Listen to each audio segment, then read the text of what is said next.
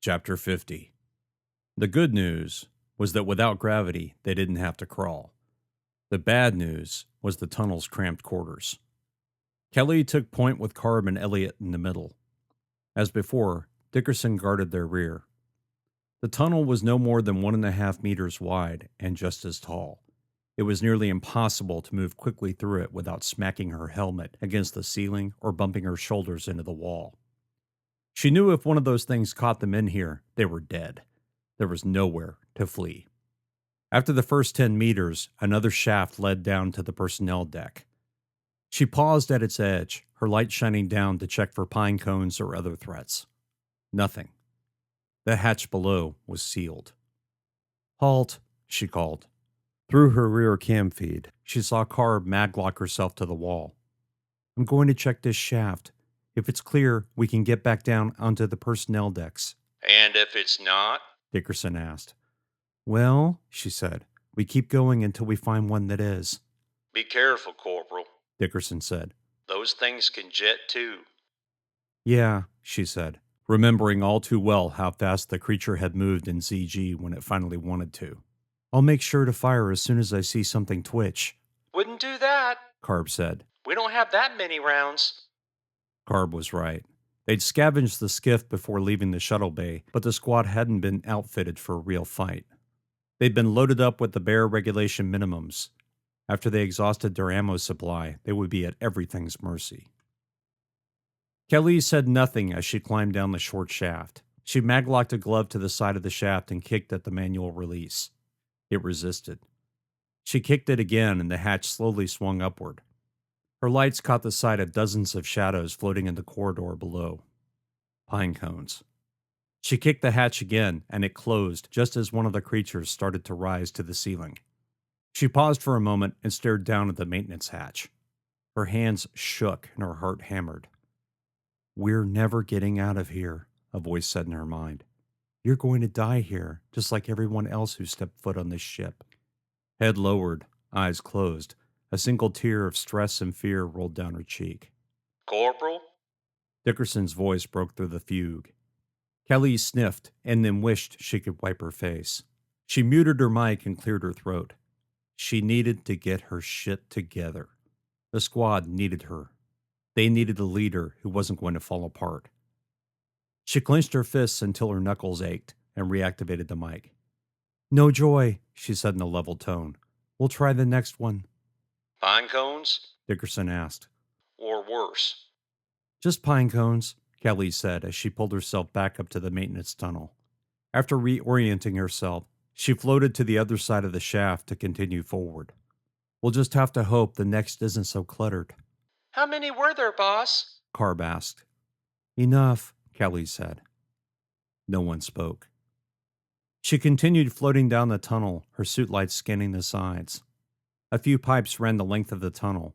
One red, one blue, one green. The red was most likely electrical. The blue, water. And the green? What the hell was green? Waste? The squad continued floating through the tunnel in silence. She wished Carb and Dickerson would start their squabbling again. Hearing the sound of her own breathing, the ever-present terrified voice of her own thoughts, and the thump of her heart only made her more nervous. She was on the verge of a full panic attack. "Focus," she said to herself. "Focus and you'll get everyone out of this alive." Mira. How had the ship become so infested with these things?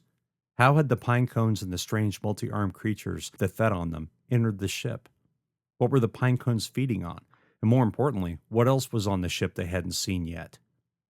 The main bridge had held no answers, just more questions. Every pitch-black corridor and hallway provided more evidence of whatever had happened, but no explanations. What she wouldn't have given to have the time to raid the personnel staterooms, especially of the command crew. With her luck, the answers were sitting on someone's personal holo recorder or block backup. She grunted. Had they already walked by the answers, or were they locked in some other corridor yet to be searched?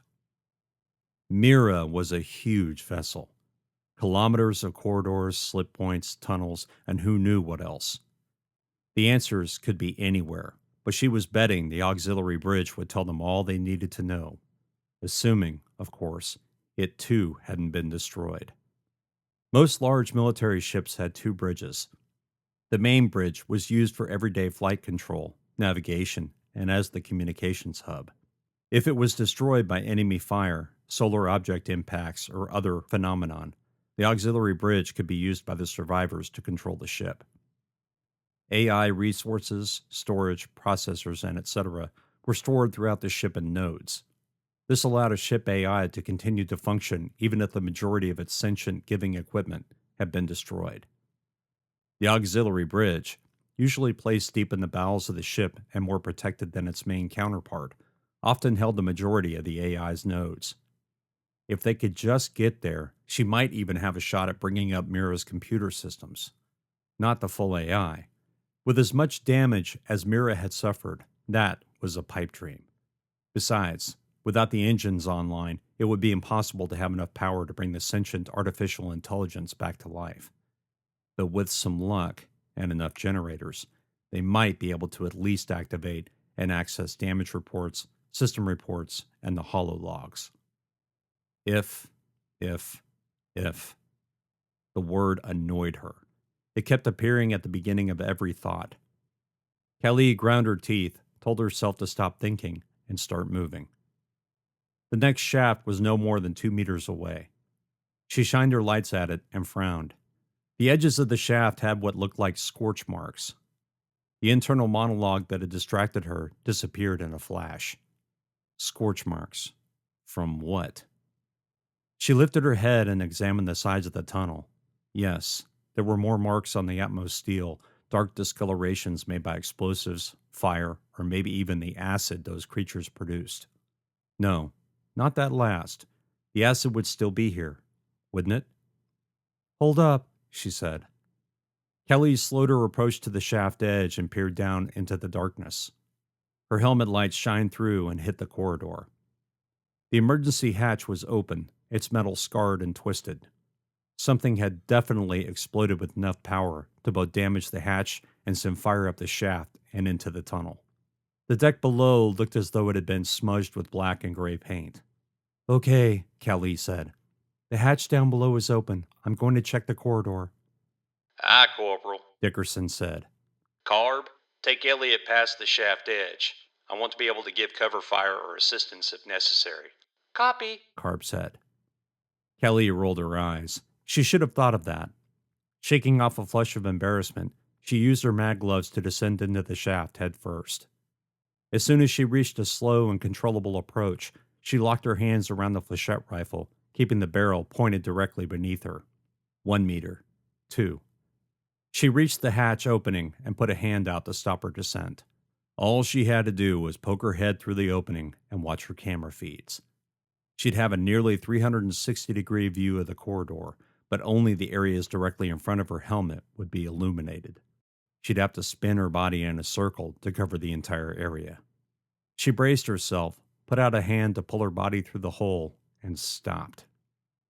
The image of one of those creatures slashing out an arm from the darkness and decapitating her filled her mind. Goose pimples rose on her skin, and she vibrated with fear. Get a grip, girl, she heard her father's voice say. Yeah, get a grip. Kelly pulled herself through just enough for the camera feeds to show her the corridor. In front of her was the bulkhead wall, its surface pockmarked with dents. Long, deep scratches had penetrated the utmost steel. She stared in wonder for a moment, unable to believe something living had done that to the metal. Using her fingers on the hatch edge, she slowly spun her body. Without gravity or another force to stop the spin, she was able to immediately put the hand back on the rifle. As she rotated, her helmet lights illuminated more than just the wall. The corridor, as dark as all the others, seemed clear, at least to the right side. She waited while her body continued its rotation, showed her the opposite wall, and then slowly revealed the corridor's left side. Something floated in the shadows. It was smaller than a pine cone and much, much smaller than the acid creatures. She tried to enhance the focus on the cam, but it was simply too dark to show much. Now, for the first time, she wished Mira had a temperature above absolute zero. At least then, the infrared and blue spectrums would enable more detail. She paused for a beat, allowing the spin to continue. She rotated in a circle 3 times before finally deciding the corridor was safe enough. They'd still have to be careful.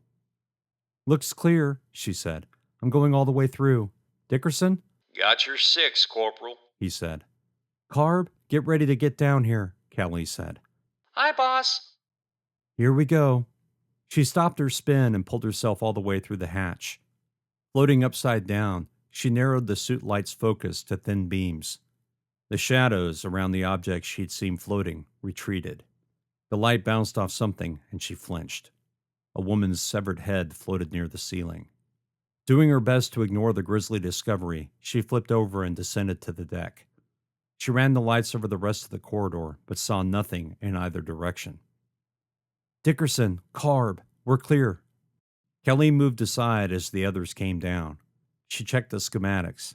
They were still off course, but not nearly as much as she feared. The auxiliary bridge was 4 decks below and 30 meters aft. All they had to do was reach the slip point. Oh boy, Dickerson breathed. He'd just seen the remains floating near the ceiling. if I didn't know better, and I sure as shit don't, I'd say someone ripped that head off. Carb groaned. I'm getting tired of saying this, but I'll say it again. What the fuck happened here? Dickerson locked himself to the deck and took a few steps down the corridor in the direction of the severed head. His lights changed focus, and he whistled. I'd say this unlucky lady ain't the only one who got the special treatment. Kelly looked over in his direction. His lights had found several more shapes in the darkness. More faces locked in frozen screams. 5 altogether. 5 more of Mira's crew that had met a grisly end. Kelly remembered the image of the words scrawled in the medical bay. Humankind's end. Had the entire crew lost their minds? The good news is we're not going in that direction, Kelly said. The next slip point is down this corridor, past a T-junction, and on the port side. 4 decks down, people. Just 4 more decks and we're there. The other Marines were silent. She knew they were all looking at the gory display floating just a few meters away. Where are the bodies? Carb asked. Not sure I want to know. Dickerson said. He turned to face Callie Mora. Same formation, Corporal? Same formation, Kelly said with a nod. Elliot, how you doing? Oh, just hanging around. The wounded Marine said. Feeling a bit better, though. Good, Kelly said. Carb, you need a break? Nah, She said. Elliot's lack of brains make him pretty light. Asshole. Elliot chuckled. Kelly smiled in spite of herself. Let's move, people. She turned and began walking down the corridor. Despite the lack of gravity, her knees ached, as did her back. No matter how much THC and analgesics her nannies had stored, she didn't think they had enough reserves to dull much more pain. Pretty soon, every nerve ending and muscle would be screaming in agony. At least Elliot had a fresh supply of nannies and chemical assistants. She, Dickerson, and Carb, on the other hand, were going to run through their reserves very soon. After walking 5 meters, she reached the T-junction and told the squad to wait while she checked the 2 intersecting corridors. Both were clear except for something on the wall. Curious, she stepped into the left side of the T and shined her lights. Barely legible words written in sloppy, ropey red stared back at her. The tide is coming in. She blinked at it before marking the timestamp on her feed recorder. She didn't have to guess what the writer had used to make the marks. The only question she had was where he got the blood from, as there weren't any corpses she could see. Corporal? Dickerson asked. What's up? Nothing, she said. Just more crazy shit on the walls. What'd it say this time? She told him, and he went silent. Kelly did one last check of both sides of the T and then continued down the main corridor. The slip point was 10 meters ahead of them. 10 meters, 4 decks, a few meters more, and then they would be at the auxiliary bridge. Then maybe they could get some answers. Like the first slip point they'd entered, this one was filled with debris. A mag mug, shards of shattered Atmos steel, the occasional hydration pouch, and items she didn't even want to know about floated through the shaft. Their descent was painless, although her nerves jangled with every centimeter they covered. 1 deck, 2 decks, 3. Just before the fourth, she halted her descent and clung to the wall, peeking through the egress just enough to shine her suit lights on the corridor. The area in front of the slip point was empty. "Dickerson?" I'm coming. he said. A beat later, he spoke again. Okay, Corporal. I've got an angle. She inhaled deeply and pulled herself through the egress and into the corridor. Kelly faced one direction and kept an eye on her rear cam. Either side seemed to be empty of strange shadows, but that didn't mean it was clear. Frozen red blobs floated through the air in thick clusters. A long runner the same color stretched from ceiling to floor in a frozen spatter encrusted on the corridor wall. She half expected to see more writing on the walls, but there wasn't any. No corpses either. No dismembered body parts, no shreds of clothing, nothing. "Dickerson, watch my left," Got it, Corporal. he said, and swung himself out of the slip point shaft. He quickly mag-walked a few meters from her and took up position facing the other direction. "Okay, Carb, you're clear." Through her rear cam, she saw Carb carefully exit the slip point, making sure not to bump Elliot on the way out. Kelly's ribs throbbed. Deep breaths hurt, but it was better than hyperventilating. She checked her oxygen supply, ignoring the damaged suit sensor and instead checking the tank level. She was already on reserves. Not good. The rest of the squad had to be getting close to their reserves, too. She hoped against hope that the bridge had a refill station. Failing that, they'd have to walk the corridor to find one. "Squad, ready to move out?" Carb and Dickerson answered affirmative. Kelly started walking. Just a few meters, she kept telling herself. She counted them off one by one and then stopped. A door was open on the left side of the hallway. It wasn't the entrance to the auxiliary bridge. Frowning, she turned her helmet in that direction and illuminated the space. The room was obviously used for storage. Crates of printer material, cables, and even emergency rations stuffed the area, as did the marks and streaks of frozen blood trails. She shuddered from the gore. "That room's clear," she said without explanation. The others didn't respond as she continued walking ahead. The corridor ended in a wide door. The words Oxbridge glowed in photosensitive paint. Kelly knew she wouldn't find one, but she looked for manual controls anyway. Nothing. They'd have to cut in again. "Dickerson, I have to cut through." Take your time, Corporal. I've got our 6. "Copy," she said, and pulled the cutter from her belt. She hoped they had enough fuel to finish the job.